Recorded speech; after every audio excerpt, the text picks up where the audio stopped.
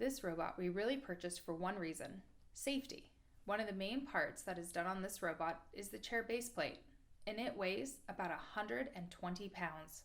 At one point, the operators were hand lifting them into the machine. This robot really speaks to A-dec way number 1, concern for people.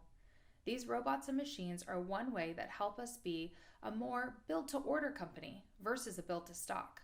They allow us to be flexible to customers' needs and build you exactly what you ordered, which speaks to A-dec way number 13, build on a basis of need.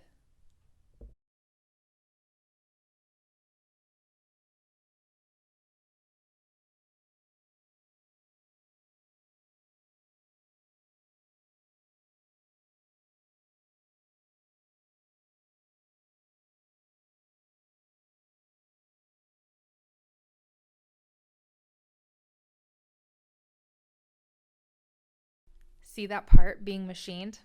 This is my favorite part we make. It is called the upper structure.